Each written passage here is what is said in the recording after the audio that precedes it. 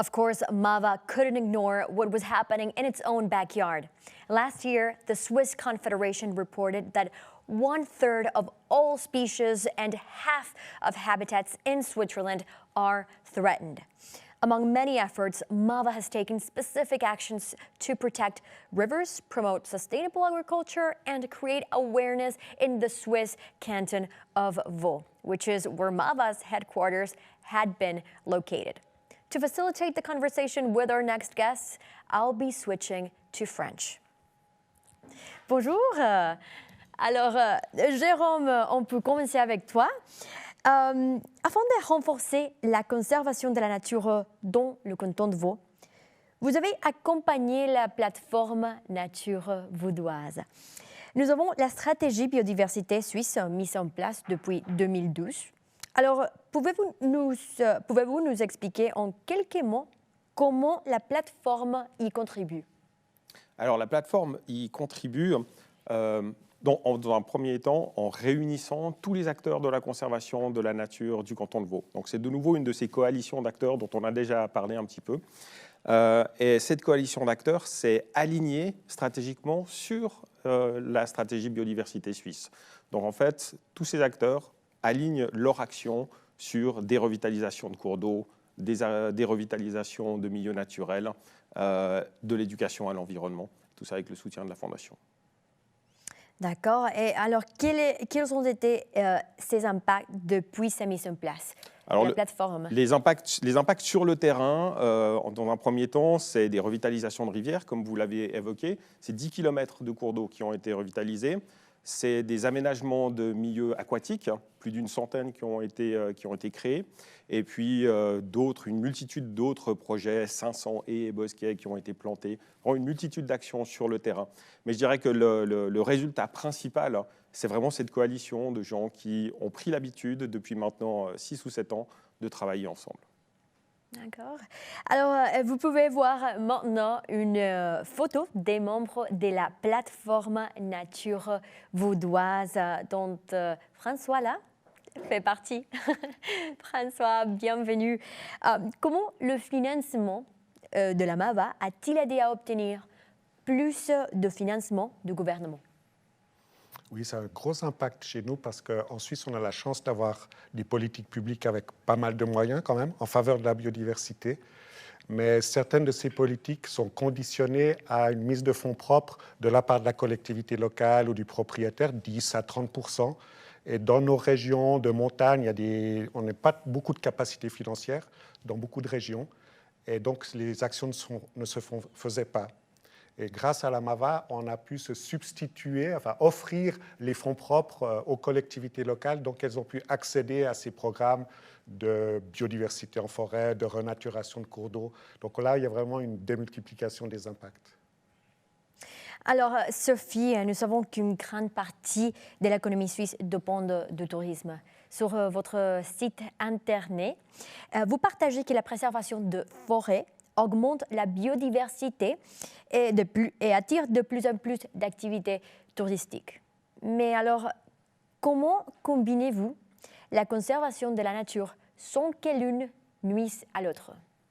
Alors effectivement, c'est un des grands challenges qu'on rencontre en Suisse, vu qu'on a un petit territoire et une multitude d'activités, et puis une pratique aussi culturelle des espaces naturels dans le cadre des loisirs. Et il appartient en fait aux gestionnaires des territoires de prendre cette question à bras-le-corps pour trouver le juste équilibre entre d'une part les activités anthropiques et d'autre part la préservation des écosystèmes. Et de mon point de vue, il y a 3 types d'actions en fait à prendre en considération pour arriver à ça. Notamment, premièrement, c'est le monitoring, le suivi de la fréquentation, c'est-à-dire combien de gens viennent, à quelle fréquence, pour faire quel type d'activité. Ensuite, c'est l'accompagnement de ces gens dans les espaces naturels pour les sensibiliser au bon comportement à avoir en forêt, par exemple. Et troisièmement, c'est la planification des infrastructures d'accueil. On sait que les gens se rendent plus facilement là où il y a quelque chose qui est prévu pour eux, un sentier qui est signalé ou ce genre de choses. Et Jérôme, l'histoire de votre premier contact avec la MAVA, c'est très intéressant. Et il montre vraiment l'esprit de la Fondation. Parlez-nous d'une certaine lettre que vous avez envoyée à Luc et de sa réponse étonnante. Ouais, c'est une histoire qui date du siècle passé, hein. J'étais un jeune biologiste de 23 ans et je cherchais des fonds pour financer ma recherche de doctorat en conservation de la nature. J'ai donc contacté toute une série de bailleurs potentiels et j'ai envoyé une lettre à la Fondation Mava, qui était presque aussi jeune que moi à l'époque, même plus. Et je me rappelle distinctement que j'avais fait ça au début de la semaine et j'ai envoyé toutes ces lettres le lundi, me disant que j'allais attendre pendant un mois des réponses. Et le jeudi, j'ai reçu cette lettre de la Mava qui acceptait immédiatement de financer le travail. Et en fait, ce que ça a déclenché, c'est que j'ai pu avertir tous les autres bailleurs à qui j'avais demandé un soutien, que j'avais un premier soutien de la Fondation Mava.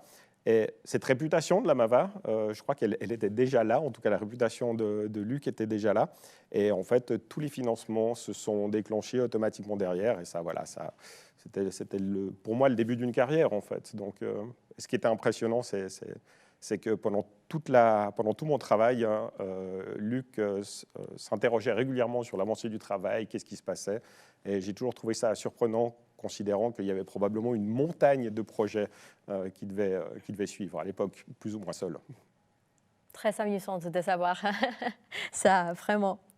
Alors, François, bien sûr, nous savons que personne ne peut protéger l'environnement sans d'abord la mer et les comprendre.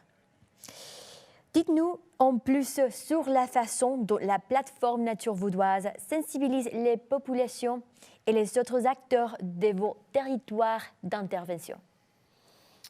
Alors, le constat, on le partage vraiment. Donc, en fait, il faut augmenter la volonté et les capacités, notamment des autorités locales, d'agir en faveur de la nature.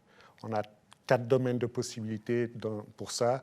On a de l'animation rurale, développement local, préservation de l'environnement avec des équipes techniques compétentes, motivées dans le terrain, au contact de leur population, des autorités. On a la sensibilisation, l'éducation à l'environnement, où il y a des programmes aussi qui sont développés, évidemment, avec un retour sur cette motivation dans le terrain. On a les projets eux-mêmes qui se réalisent par les différents acteurs de la plateforme, qui sont l'apprentissage par l'action, en fait, des gens qui sont concernés. Et puis, on a évidemment aussi les formations avec des formations, des programmes de formation, par exemple, formation des bûcherons sur la biodiversité, formation d'autorités locales sur l'entretien différencié, des espaces verts. Ça, c'est comme les 4 doigts d'une main qui sont unis. Et la Mava, elle nous apporte la confiance en soi et la plateforme, le réseau qui permet vraiment d'être au service de ces 4 domaines d'action. Très bien expliqué, merci. Alors, dernière question, Sophie, très rapidement. Aujourd'hui, nous vivons le chapitre final de la Mava. Quel est l'impact de cette clôture sur la plateforme Nature Vaudoise ? Je pense que comme ça a été évoqué jusque-là, la plateforme Nature Vaudoise, elle a été créée pour notamment renforcer les collaborations entre les différents acteurs du domaine de la protection de la nature de notre région. Et puis cet objectif, il répondait à un besoin. Et vu que ça répondait à un besoin, eh ben, on va perdurer en fait cette activité d'échange et puis de collaboration entre les différentes institutions. Et puis voilà, on a déjà toute une série de rencontres au programme pour cette année 2023. Donc on est confiant dans la poursuite de cette plateforme d'échange entre nos institutions. Merci Sophie, François et Jérôme pour votre partage illustrant parfaitement le pouvoir de la collaboration. Merci. Merci.